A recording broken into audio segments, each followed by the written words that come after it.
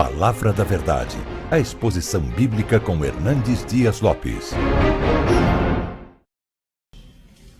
Mas hoje eu quero partilhar com você algo que tem afligido a minha alma, algo que tem inquietado meu coração em relação à igreja. E eu já tenho compartilhado essa mensagem em outros lugares, mas eu confesso para vocês que eu, como pastor, ando um pouco apreensivo, angustiado e até aflito com aquilo que tenho visto, ouvido por esse Brasil afora.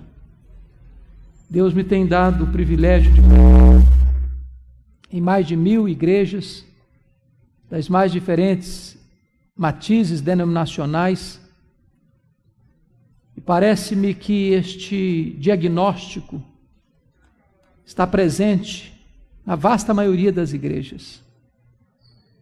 E eu hoje gostaria de trazer esse desafio para o seu coração. Eu quero que você abra comigo então sua Bíblia em Apocalipse, capítulo 1, e nós vamos ler dos versos 9 a 13. Apocalipse 1, 9 a 13.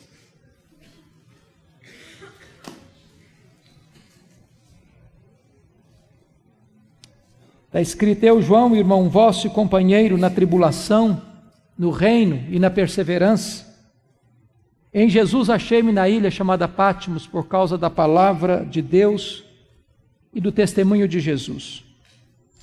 Achei-me em espírito no dia do Senhor, e ouvi por detrás de mim grande voz, como de trombeta, dizendo: O que vês, escreve em livro e manda às 7 igrejas: Éfeso, Esmirna, Pérgamo, Tiatira, Sardes, Filadélfia e Laodiceia.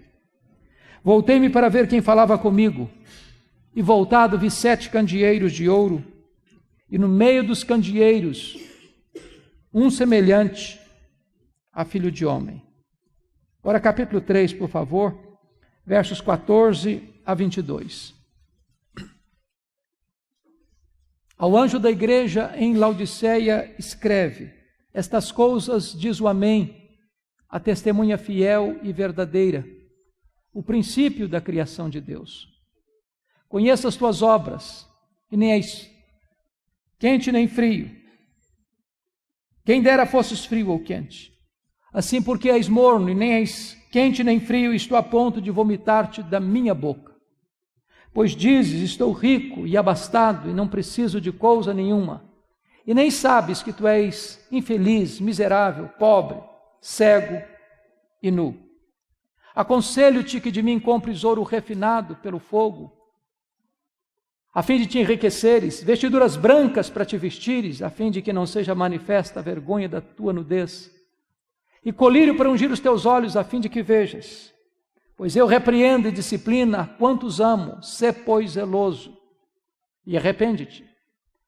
Eis que estou à porta e bato. Se alguém ouvir a minha voz e abrir a porta, eu entrarei e cearei com ele, e ele comigo.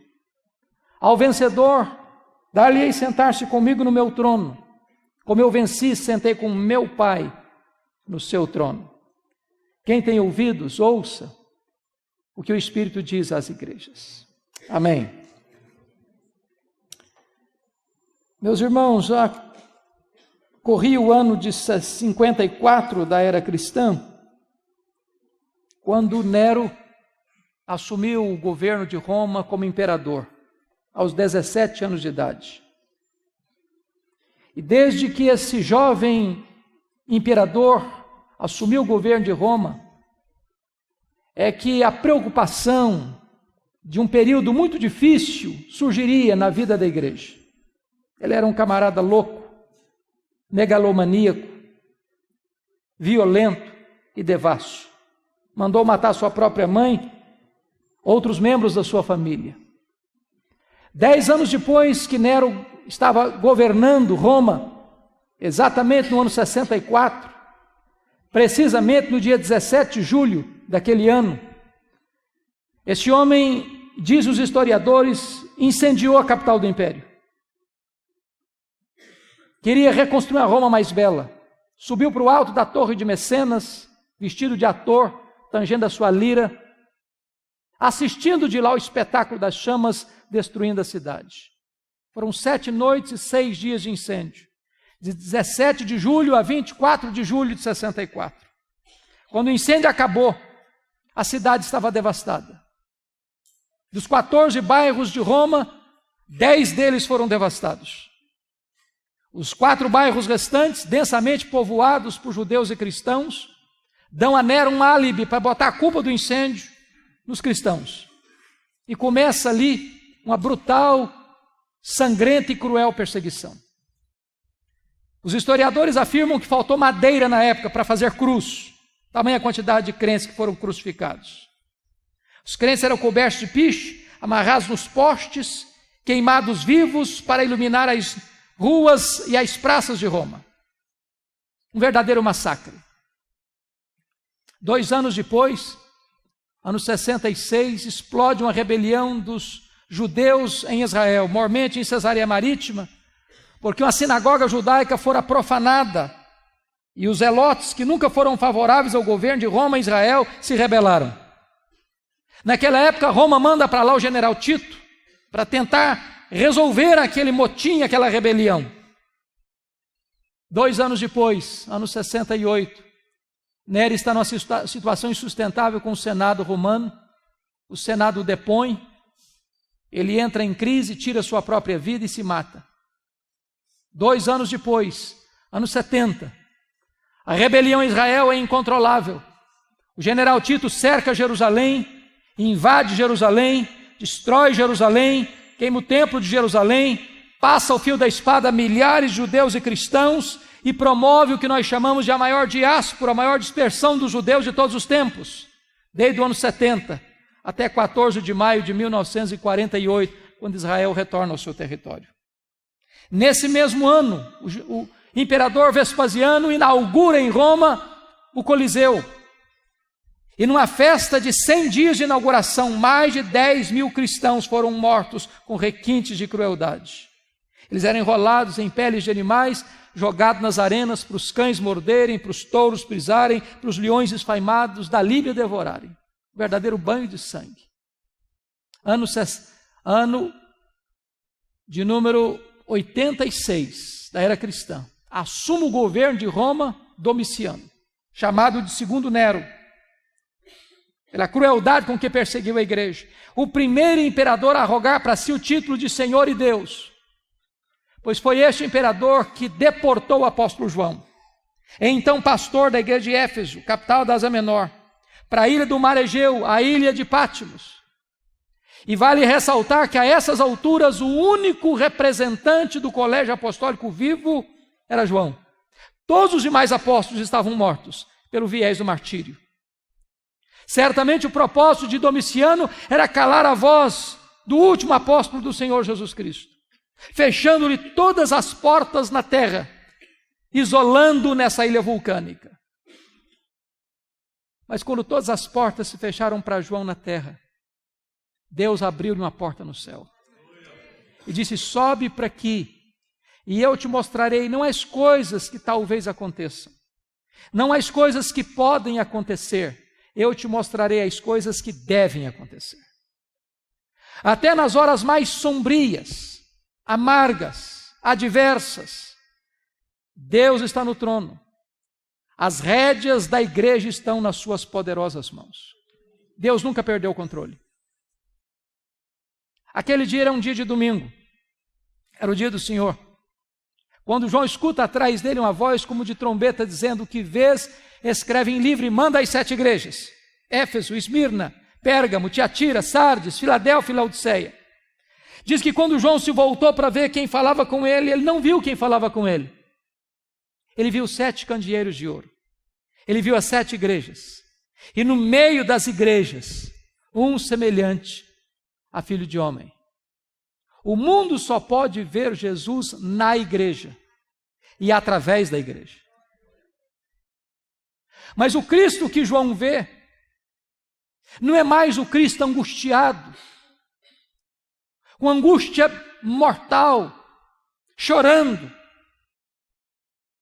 suando sangue, prostrado sobre os seus joelhos, daquele Getsêmani. O Cristo que João vê Não é mais o Cristo humilhado, cuspido e esbordoado do sinédrio judaico.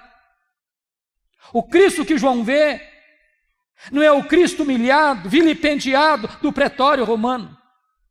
O Cristo que João vê não é o Cristo que caminha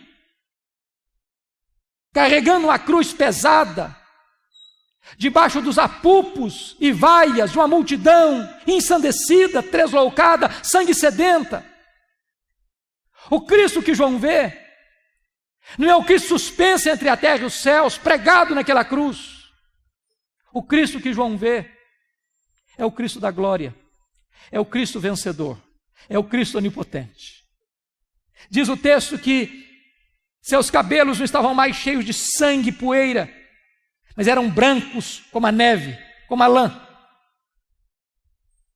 Seus olhos não estavam mais empapuçados de sangue, mas eram como chamas de fogo. Suas mãos não estavam mais esmagadas pelos cravos, mas sustentavam a igreja. Seus pés não estavam mais presos ao lenho, mas eram como bronze polido. Sua voz não estava mais embargada pela sede, era como voz de muitas águas. E o seu rosto não estava mais desfigurado, mas brilhava como o sol no seu fulgor. Quando João vê o Cristo da glória, ele cai aos seus pés como morto. E o Cristo da glória põe a mão direita sobre ele e diz: não temas, João, eu sou o primeiro e o último. Eis que eu estive morto, mas estou vivo pelos séculos dos séculos e tenho as chaves da morte e do inferno. Nós não adoramos o Cristo que esteve vivo e está morto, nós adoramos o Cristo que esteve morto e está vivo pelos séculos dos séculos. No verso de número 13, vemos que Jesus está no meio das igrejas. No meio. E eu quero dizer para você, com toda a convicção de fé, que Jesus está no nosso meio nesta noite. E é porque Ele está no nosso meio nesta noite que nós estamos aqui. Porque se Ele não estivesse aqui, não teria sentido estarmos aqui. E Ele está no nosso meio. Não apenas de forma estática. Olha comigo o capítulo 2, versículo 1. Porque diz aí que Ele não está apenas presente no meio das igrejas, mas Ele anda no meio das igrejas. E eu quero dizer para você também que Jesus está andando entre nós nesta noite, para sondar a igreja, para corrigir a igreja, para exortar a igreja, para encorajar a igreja, para fazer promessas à igreja. E há um estribilho que se repete em todas as cartas, em todas elas, sem exceção. O estribilho é este: eu conheço, eu conheço, eu conheço, eu conheço, eu conheço, eu conheço, eu conheço. Para 5 dessas igrejas, Jesus foi usar a mesma expressão. Para a igreja de Éfeso, Tiatira, Sardes, Filadélfia e Laodiceia, diz assim: eu conheço as tuas obras. Aquilo que seu pai não sabe, eu sei. Aquilo que a sua mãe não sabe, eu sei. Aquilo que seu marido não sabe, eu sei.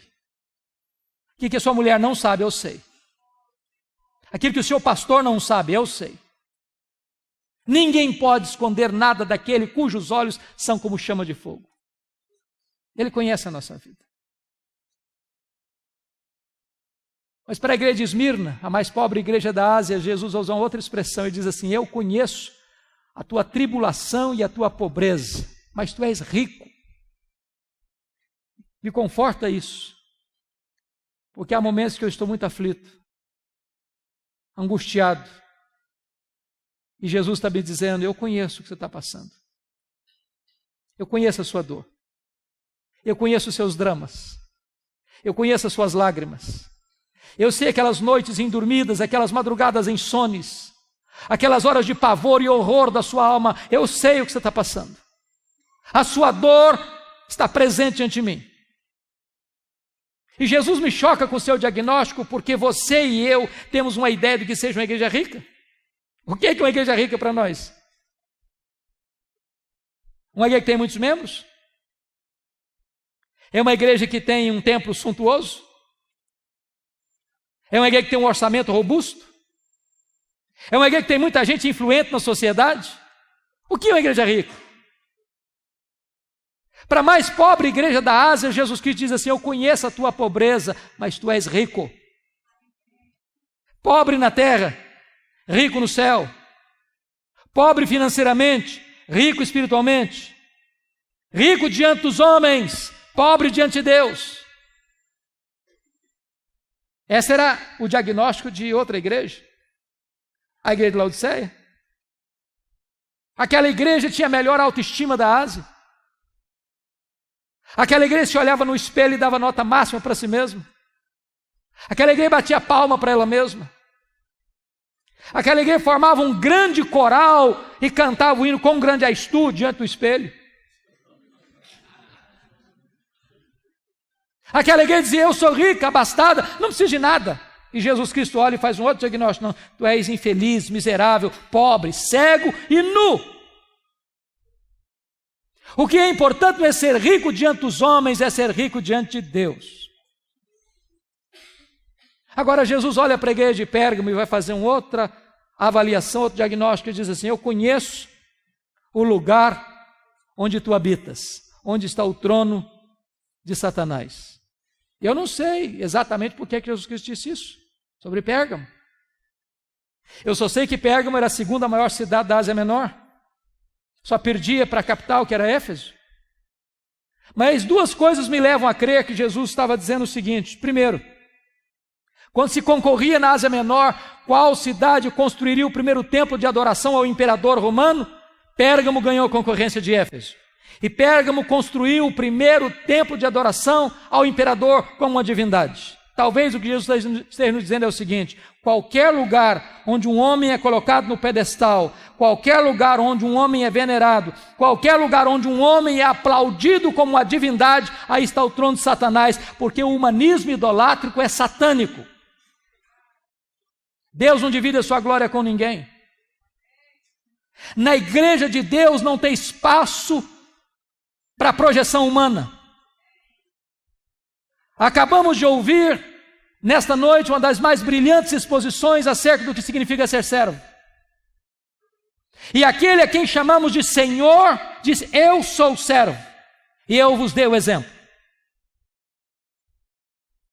Segundo lugar, possivelmente porque Pérgamo hospedava o templo de Esculápio, o deus da cura.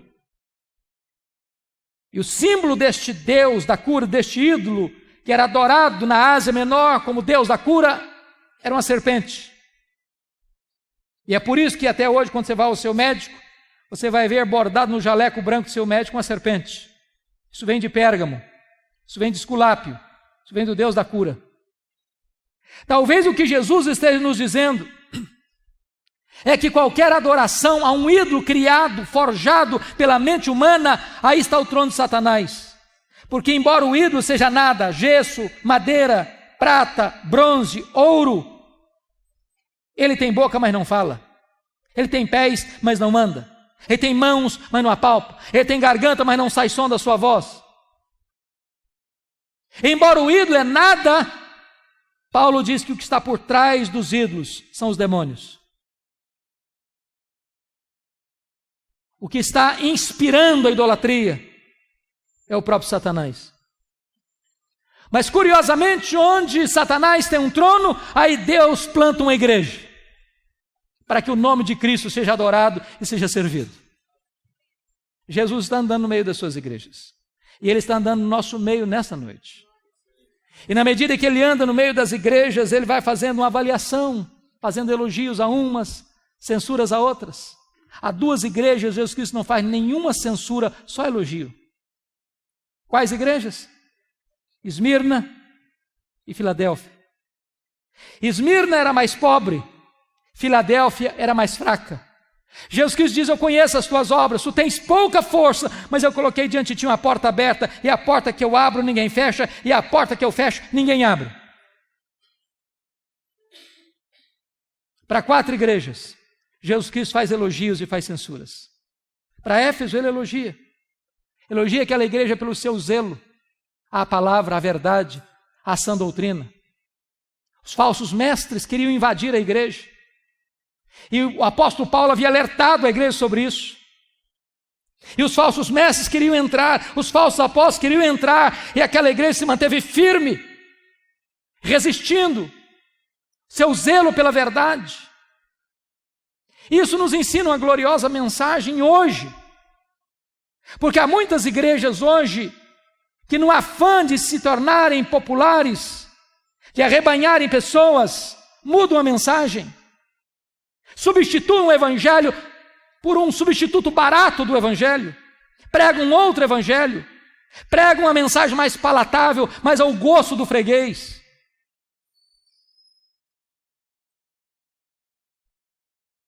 E é preciso dizer com todas as letras que o nosso papel não é sermos populares, mas sermos fiéis.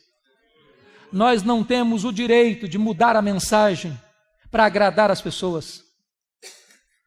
Nós não fomos chamados para sermos artistas, mas para sermos servos. E Jesus elogia aquela igreja pela sua fidelidade. Nenhuma igreja que transija com a verdade de Deus pode agradar o Deus da palavra. Mas Jesus se dirige a esta mesma igreja e diz assim: eu tenho uma coisa, porém, contra ti, é que tu abandonaste o teu primeiro amor. E aqui me vem um grande risco, porque às vezes na defesa da verdade a igreja pode perder a piedade. Conserva a sua ortodoxia, mas perde o seu fervor. Conserva a sã doutrina, mas perde o seu entusiasmo. É ortodoxa de cabeça, mas é herege de conduta. Tem fogo na mente, luz na mente, como dizia Jonathan Edwards, mas não tem fogo no coração. Isso é dramático. Dramático. Talvez nas nossas chamadas igrejas históricas, graças a Deus, a gente não vê heresia. Muito raramente você vê uma heresia pregada, mas também falta fervor. Como dizia John Wesley aos seus alunos: meus filhos, ponham fogo no seu sermão, ou então põe o seu sermão no fogo.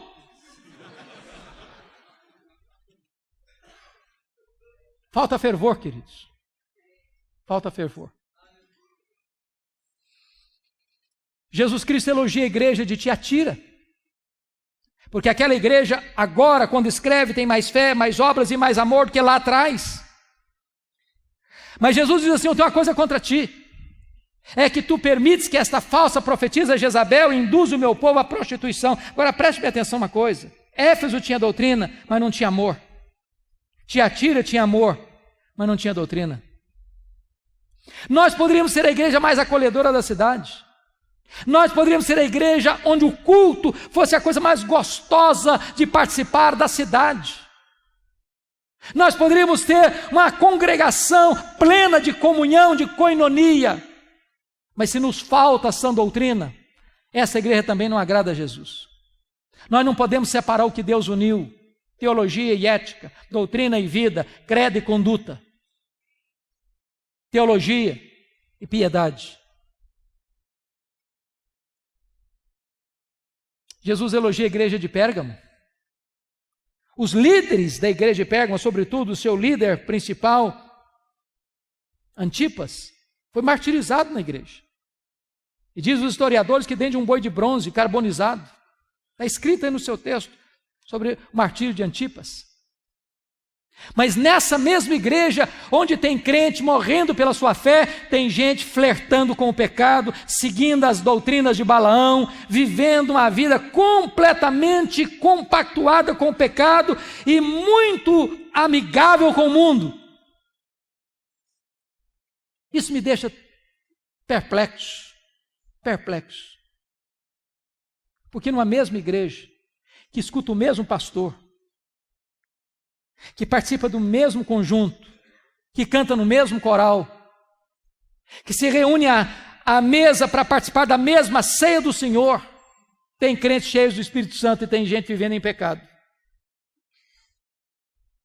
Tem gente andando com Deus e tem gente apenas imitando a fé cristã. Um arremedo de cristianismo. Jesus se dirige à igreja de Sardes. E aquela igreja tinha uma fama na cidade, uma igreja viva, avivada.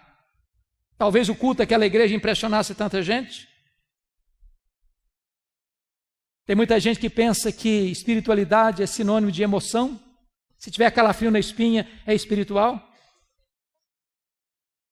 Se sentir alguma coisa esquisita, então é de Deus. Se tiver algum êxtase, então é o Espírito Santo. Mas uma mensagem como a que ouvimos agora há pouco do Paulo, que às vezes dá um nó na nossa cabeça e nos faz pensar, a gente pensa, onde está o Espírito Santo? E Jesus Cristo olha para essa igreja, que talvez dá tanta importância à emoção, ao sentimento, ao êxtase. Jesus Cristo diz, não, você só tem nome que vive, você está morta. Essa fachada aí, esse verniz aí, não passa de uma casca. Não tem realidade, não tem substância, não tem concretude, não tem realidade. Mas o que me choca, queridos, é que Jesus é tão diferente de mim, de você, na análise que faz da igreja. Porque a visão que ele tem é diferente da minha. A igreja que se diz rica, Jesus Cristo está dizendo, não, você é pobre. A igreja que diz que é pobre, Jesus, não, você é rica. A igreja diz que está viva, Jesus, não, você está morta. A igreja diz, eu sou fraca, mas eu coloquei diante de você uma porta aberta. Isso me leva a duas conclusões. O importante não é o que você pensa a seu respeito. O importante não é o que as pessoas dizem a seu respeito. O importante é o que Jesus diz a seu respeito. Jesus não tem uma opinião sobre nós. Jesus tem um diagnóstico. Ele conhece a nossa vida. Mas agora preste atenção comigo, e eu queria que você voltasse sua atenção para o capítulo 3. Me deter um pouquinho aqui. Para a igreja que tinha a melhor autoestima da Ásia. Para a igreja que deu a melhor nota para si mesma. Para a igreja que talvez desfrutasse da melhor reputação na cidade. Jesus Cristo olha e faz um diagnóstico sombrio. E não tem sequer um elogio para fazer, apenas censuras. A igreja de Laodiceia. E eu queria olhar para esse texto sobre três perspectivas. Os versos 15 a 17, Jesus está fazendo um diagnóstico. Dos versos 18 a 20, Jesus está fazendo um apelo. Dos versos 21 e 22, Jesus está fazendo uma promessa.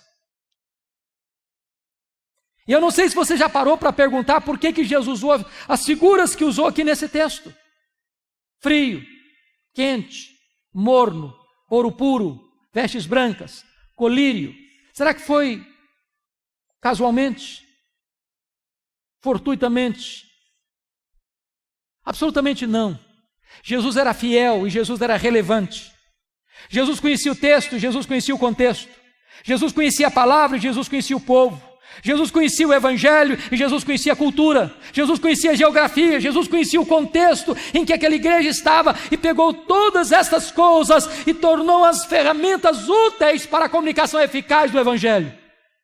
Jesus não era daquele tipo de pregador que dava respostas a perguntas que não eram feitas. Jesus era oportuno. Talvez você tenha perguntado, mas por que ele usou essas figuras? Frio, quente, morno. Temos que entender a geografia. Você sabe que Laodiceia ficava e fica na região chamada Vale do Rio Lico. E neste vale há 3 cidades próximas, 9 quilômetros uma da outra. Hierápolis, Colossos e Laodiceia. Hierápolis era mundialmente conhecida pelas suas fontes de águas quentes. Era a nossa Caldas Novas brasileira. Ali uma montanha chamada Castelo de Algodão, de rochas brancas calcárias, onde as águas brotam quentes, cálidas. e vão descendo naquela montanha, formando piscinas e cascatas, e aqueles lugares de piscinas naturais, pessoas vinham e vêm até hoje para tomar seus banhos terapêuticos ali e curar as suas doenças. Do outro lado do rio Lico ficava Colossos, curiosamente conhecida pelas suas fontes de águas frias, geladas, também terapêuticas. Laodiceia, a maior cidade, não tinha fontes nem de águas quentes, nem de águas frias. As águas que chegavam em Laodiceia vinham das montanhas por meio de aquedutos e chegavam lá mornas, tépidas, impróprias para beber e impróprias para uso terapêutico. Jesus pega este gancho da geografia e diz para a igreja: quem dera tu fosses quente com mais águas de Herápolis, quem dera tu fosses fria com mais águas de Colossos, mas porque tu és morna com mais águas que chegam na cidade, eu estou a ponto de vomitar-te da minha boca. Por que Jesus usou a figura do ouro puro? Porque Laodiceia era o maior centro bancário da Ásia Menor, era a cidade dos endinheirados. Jesus está dizendo: vocês se orgulham do ouro que vocês têm, mas espiritualmente vocês estão pobres. Por que Jesus usou a figura das roupas alvas? Porque Laodiceia era o maior centro têxtil da Ásia Menor. Jesus está dizendo o seguinte: vocês se orgulham das suas fábricas de roupas, mas espiritualmente vocês estão nus. Por que Jesus usou a figura do colírio? Porque Laodiceia era o maior centro oftalmológico da Ásia Menor. Jesus está dizendo: vocês se orgulham das suas clínicas de tratamento de olhos, mas espiritualmente vocês estão cegos. O que Jesus está fazendo? Um diagnóstico. Mas sabe o que me impacta nesse texto? Não é o que Jesus vê, é o que Jesus não vê nessa igreja. Me choca isso.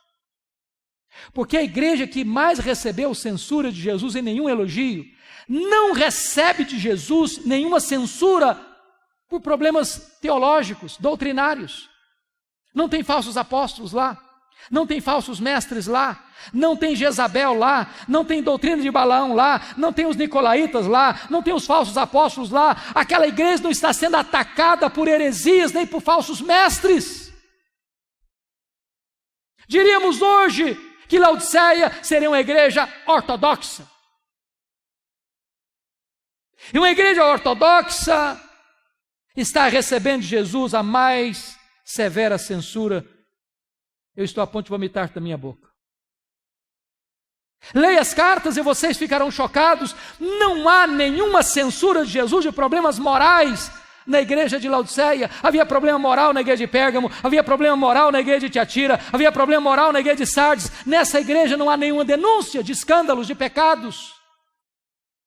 A igreja tinha uma boa reputação diante do espelho e aos olhos da sociedade. Diríamos hoje, a igreja de Laodiceia era uma igreja ética. Leia as cartas e vocês não verão qualquer denúncia de Jesus de pobreza. Havia pobreza em Esmirna, havia pobreza em Filadélfia. Essa igreja é rica. Os teólogos da prosperidade não fariam sucesso lá, todo mundo já era rico. Essa igreja era próspera. Leia as cartas e você não verá qualquer denúncia de Jesus de problemas de perseguição. Havia perseguição religiosa em Éfeso, havia perseguição política em Pérgamo. Essa igreja está em paz. E eu confesso para vocês uma coisa: se eu morasse lá, naquela ocasião, eu queria ser membro da igreja de Laodiceia. Era a melhor igreja. A melhor igreja. Definitivamente a melhor igreja. Ela era ortodoxa, ela era ética, ela era próspera, ela estava em paz. E eu quero dizer para você, em nome de Jesus, nesta noite, que a ortodoxia é boa, necessária, insubstituível. Eu quero dizer para você que a ética é necessária, que ela é boa, que ela é insubstituível. Eu quero dizer para você que a prosperidade é uma bênção de Deus. E a maioria de nós que está aqui tem mais do que necessita para viver. Eu quero dizer para você que viver em paz é uma bênção. Mas não é suficiente. Não é suficiente. Então nos resta uma pergunta: qual o diagnóstico que Jesus Cristo faz a essa igreja que tanto angustia, que lhe provoca tanto desconforto? Só um diagnóstico, só um: falta de fervor espiritual. E falta de fervor espiritual pode existir numa igreja ortodoxa, numa igreja ética, numa igreja próspera, numa igreja que está em paz. E eu confesso para vocês que a percepção que eu tenho é de que este é o problema da igreja evangélica brasileira. Falta brilho nos olhos, irmãos. Falta entusiasmo. Falta paixão. Falta fervor. Falta quebrantamento. Falta arrependimento. Falta choro pelo pecado. Falta sede da palavra. Falta compromisso com a oração. Falta engajamento na missão. Falta avivamento espiritual. Você olha às vezes, você vê um marasmo. Marasmo. Há poucos dias uma pessoa me abordou depois do culto no corredor e disse: pastor, eu não posso entender.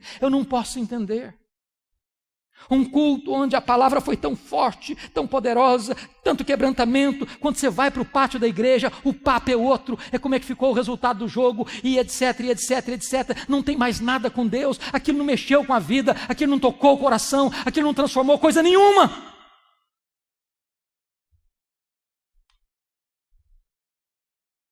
Eu temo, irmãos, que a igreja evangélica brasileira esteja dando passos largos e decisivos rumo à secularização. As pessoas aderem à igreja, mas não são transformadas. Há muito ajuntamento, mas pouco quebrantamento, muita trovoada, mas pouca chuva, muitas folhas, mas poucos frutos.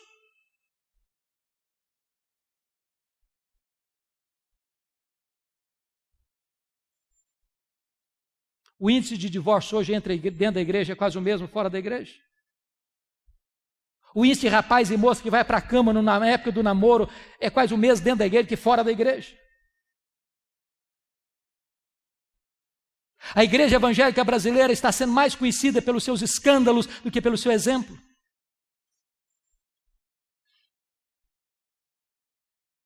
Hoje, eu conheço igrejas protestantes, históricas, reconhecidas, onde os presbíteros, os líderes, têm a confraria do charuto e do uísque.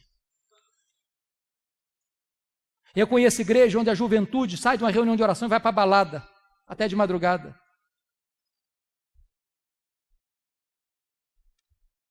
Há poucos dias um pastor me disse chorando: a minha denominação esse ano não batizou um crente por igreja, em média, durante o ano.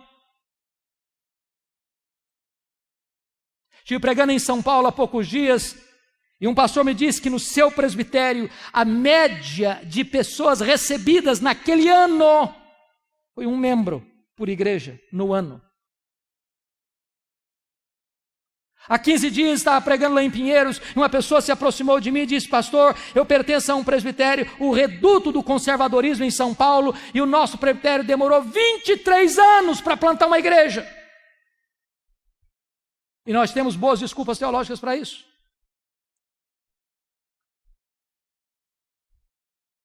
Preguei o ano passado nos Estados Unidos, e um pastor de uma igreja conservadora me disse que no final do ano ele recebeu uma carta do secretário executivo da sua denominação na área, e a pergunta que o secretário fazia aos pastores é: que tipo de charuto você quer fumar, que tipo de cerveja você quer beber na nossa festinha de confraternização dos pastores.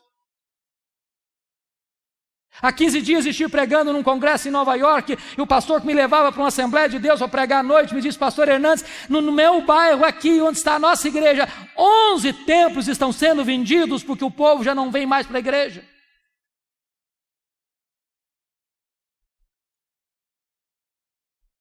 Falta fervor, queridos. Falta fervor. Há um marasmo, há uma sequidão, há um deserto, há uma mesmice, há uma falta de paixão, de entusiasmo com as coisas de Deus. E nós estamos nos olhando no espelho e nos achando o máximo.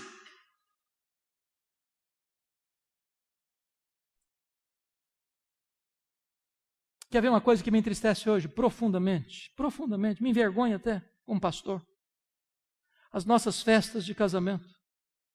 Eu não sei como é que está acontecendo na sua região, não, mas na minha região, pelo Brasil afora eu ando, eu escuto os pastores aflitos com isso. Você faz um culto na igreja, é uma bênção, uma mensagem maravilhosa, uma música maravilhosa, você sai do culto, você sai do templo, vai para um cerimonial, lá o pau quebra, o pau quebra, o pau quebra. A música que rola lá não tem nada a ver com Deus mais. Bebida alcoólica, você serve todas. As luzes se acendem e viram uma boate moderna, e o povo de Deus cai na pista de dança e volta para casa bêbado, com as pernas bambas. Olha para o retrovisor e veja as igrejas que entraram por esse caminho, onde foram parar. Ou a igreja tem a coragem de botar o pé no freio, ou nós entraremos num processo de secularização irremediável. Jesus está no meio da sua igreja. Ele tem um diagnóstico na sua mão. Eu conheço as suas obras. Depois desse diagnóstico, Jesus Cristo tem um apelo a fazer. E ele é tão maravilhoso e tão doce, tão terno, que ele começa o apelo assim no verso 18. Aconselho-te.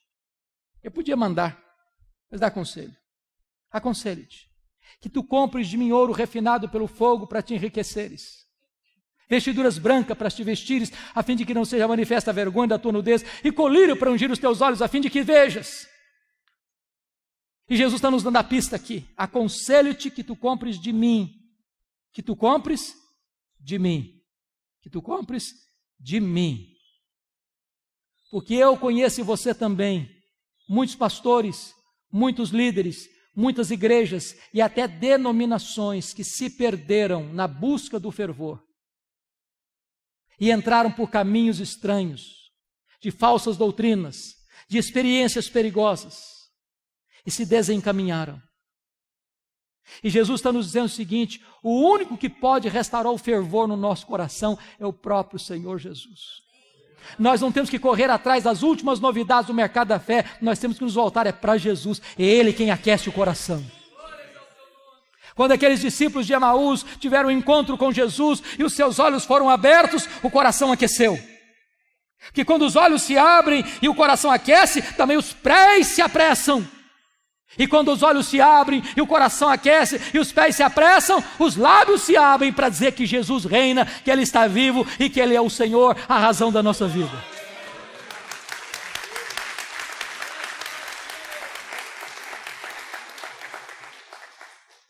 Quando chega no verso 19, Jesus tem uma afirmação a fazer e uma ordem a dar. Ele diz assim: eu repreendo e disciplino a quantos amo.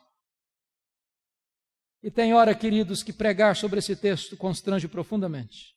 Profundamente. Porque Jesus está pegando muito pesado. Muito pesado.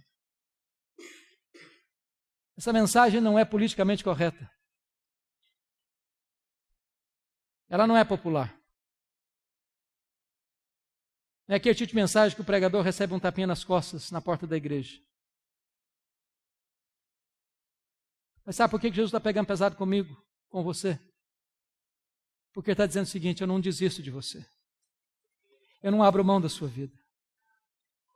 Eu não fui para a cruz, eu não morri, eu não ressuscitei para gerar um crente apático, insosso, morno, vazio, insosso, sem sabor. Jesus Cristo foi ao céu e enviou o seu Espírito para que você e eu fôssemos cheios do seu Espírito, revestidos com poder, o mesmo poder que ressuscitou Jesus dentre os mortos. E não é admissível que você e eu vivamos uma vida fracassada, medíocre, pobre, rasa, insossa, vazia, morna espiritualmente. Por isso Ele tem uma ordem a dar: sê pois zeloso e arrepende-te. Muda a tua vida, muda a tua conduta. Quando chega o verso 20, docemente Ele se apresenta outra vez, diz: eis que estou à porta e bato. Se alguém ouvir a minha voz e abrir a porta, eu entrarei, cearei com ele e ele comigo. E o que mais me choca nesse texto, sabe o que é? É que a igreja de Laodiceia era narcisista. Ela se bastava a si mesma. Ela era um fim em si mesma. Tudo acontecia com ela, por meio dela e para ela. Ela se reunia porque gostava. Ela cantava porque gostava, ela pregava porque gostava, ela ofertava porque gostava, ela fazia tudo porque ela era o centro de todas as coisas. E Jesus do lado de fora ainda. Que Jesus nos convide a cear com Ele. É um milagre. Mas que Ele queira cear conosco é graça. É graça. E a única maneira do coração aquecer é assentar-nos com Jesus. É termos intimidade com Jesus. É conhecermos a sublimidade do conhecimento de Jesus. É experimentarmos a beleza, a santidade, a glória do excelso Filho de Deus. Por isso, depois deste apelo, ele vai fazer a promessa. E no verso 14 ele diz por que ele tem competência para fazer a promessa. Estas coisas diz o amém. Não tendo ninguém maior do que ele para fazer o juramento, ele é o próprio juramento, ele é o amém. Ele é a última palavra de Deus. Ele é a testemunha fiel e verdadeira, porque o que ele fala, ele cumpre, o que ele faz, ninguém pode impedir sua mão de fazê-lo. E ele é o princípio da criação de Deus, porque foi ele quem trouxe tudo à existência. Sem ele nada do que foi feito se fez, e se ele do nada criou todas as coisas, ele é poderoso também para restaurar o fervor espiritual no seu e no meu coração. E a promessa é esta, no verso 21. Ao vencedor, dar-lhe-ei sentar-se comigo no meu trono, como eu venci e sentei com o meu Pai no seu trono. Preste bem atenção na transição do verso 20 para o verso 21. Ele sai da intimidade da mesa para a publicidade do trono. Quem se assentará publicamente com ele no trono? Quem assentou-se com ele intimamente à mesa. Por isso, Jesus Cristo diz: quem tem ouvidos, ouça o que o Espírito diz às igrejas. Meus irmãos, em julho de 2011, eu fui visitar essas igrejas. Caminhei por todas essas cidades, parei em todos os lugares, e eu confesso a vocês que algumas vezes eu chorei bastante. Porque estas 7 igrejas estão mortas, literalmente mortas. Apenas escombros, pedras reviradas, muita poeira, vaga lembrança de uma igreja que existiu no passado. Nessa mesma região não tem hoje 1% de crentes em Cristo Jesus. Sabem por que essas igrejas morreram?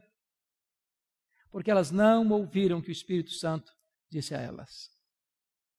Olha para a Europa, o velho continente, berço do protestantismo, onde aconteceu a reforma do século XVI, movimentos puritanos, movimentos morávios, movimentos pietistas, as missões modernas, os grandes avivamentos históricos. Hoje a Europa é um continente pós-cristão. Eu estive o ano passado pregando em Genebra. Aquela cidade que já foi considerada uma maquete do reino de Deus na terra, hoje não tem vestígio de cristianismo em Genebra. O ano passado eu estava pregando em Londres e um pastor me disse, com lágrimas nos olhos, disse: pastor Hernandes, a Inglaterra hoje não é mais a terra de John Wesley, de George Whitefield. A Inglaterra hoje não é mais a Inglaterra de William Carey, de William Wilberforce. A Inglaterra hoje não é mais o país de Charles Haddon Spurgeon, de Charles Lyell. A Inglaterra hoje não é mais o país de Mark Lloyd Jones e de John Stott. A Inglaterra hoje é o país de Richard Dawkins, o patrono dos ateus. Os nossos templos estão sendo vendidos e transformados em boates, em museus, em mesquitas muçulmanas. Sabe por que as igrejas estão morrendo na Europa? Porque elas não estão ouvindo o que o Espírito Santo diz a elas. Olha para a América do Norte,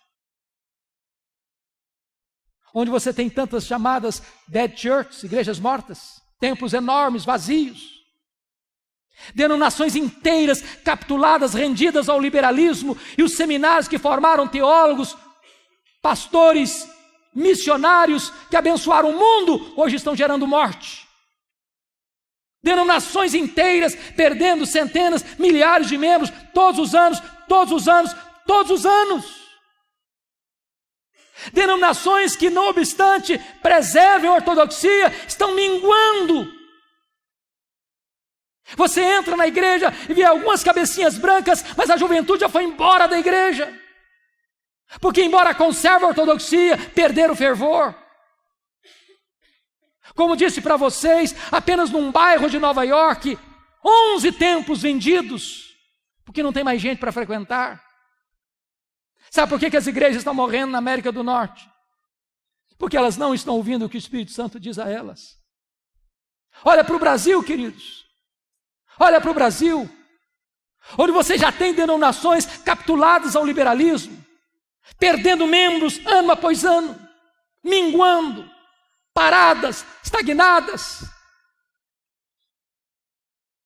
Onde você tem outros redutos lotados de multidões e multidões, mas não tem evangelho, mas não tem boas novas, mas não prega sobre arrependimento, mas não se prega sobre justificação pela fé, não se prega sobre regeneração, não se prega sobre as glórias por vir.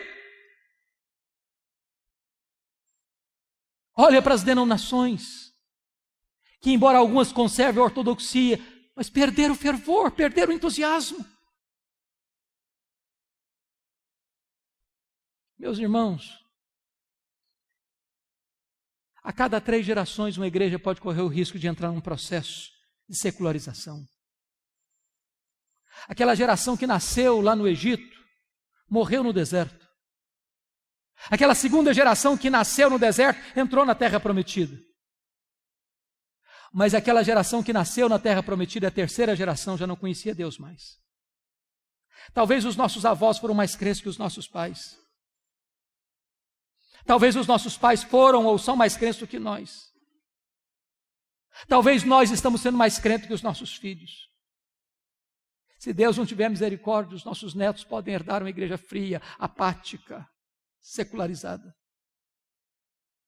A minha oração e o clamor da minha alma é que Deus nos desperte, é que Deus nos inflame, é que Deus nos aqueça, é que Deus nos traga de volta a pureza do Evangelho, a beleza do Evangelho, a glória do Evangelho.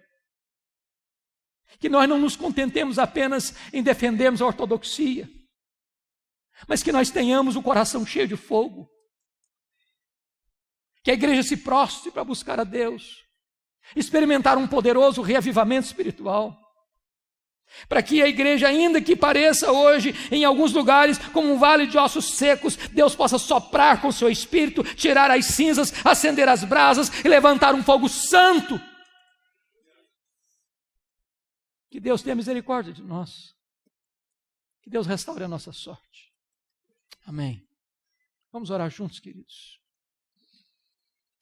Vamos orar juntos. Se você quiser vir aqui à frente orar comigo, tiver a liberdade de fazer isso, pode vir, vamos buscar a Deus.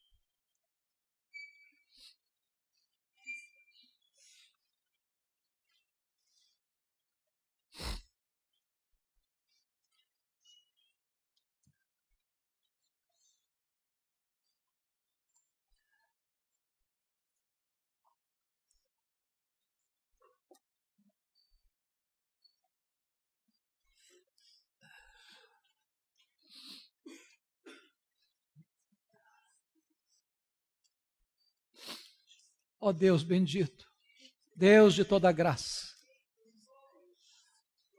nós precisamos de Ti, Deus, nós precisamos de Ti. Nós não queremos viver os dias da nossa vida sem experimentar verdadeiramente a plenitude do Evangelho na nossa vida. Não queremos apenas olhar pelo retrovisor e ver as maravilhas que Tu já fizeste no passado. Tu és o mesmo Deus. Faz de novo, Senhor. Faz de novo, Deus. Visita a Tua igreja. Restaura a Tua igreja. Reaviva a tua igreja. Levanta aqueles que estão caídos. Inflama os que estão frios. Renova os que estão desanimados. Apruma os que estão frouxos da fé. E dá vigor à tua igreja, para que ela viva na plenitude da tua graça, sendo uma igreja santa, pura, vigorosa, ousada, comprometida e fiel. Manifesta a tua glória, Senhor, e restaura a nossa sorte, em nome de Jesus, para a glória de Jesus. Aleluia. Amém. Graças a Deus. Deus abençoe, amados, em nome de Jesus. Palavra da Verdade, a exposição bíblica com Hernandes Dias Lopes.